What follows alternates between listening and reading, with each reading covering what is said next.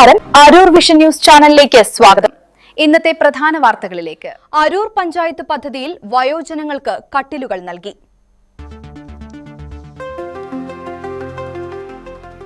അരൂർ ഗ്രാമപഞ്ചായത്തിൽ വയോജനങ്ങൾക്ക് കട്ടിൽ വിതരണം ചെയ്തു.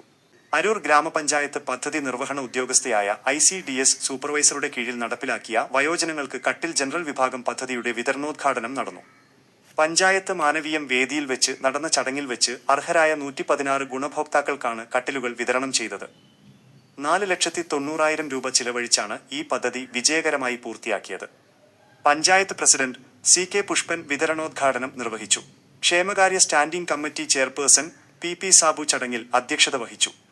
ചടങ്ങിൽ പങ്കെടുത്ത പ്രമുഖർ: മോളി ജസ്റ്റിൻ, വൈസ് പ്രസിഡന്റ്; അബ്ദുള്ള, വികസനകാര്യ സ്റ്റാൻഡിംഗ് കമ്മിറ്റി ചെയർപേഴ്സൺ; സുമാദേവി, ആരോഗ്യ വിദ്യാഭ്യാസ standing committee chairperson; Swapna Karunakaran, ICDS supervisor; Sindhu Eswaran, Aroor ഗ്രാമപഞ്ചായത്ത് സെക്രട്ടറി.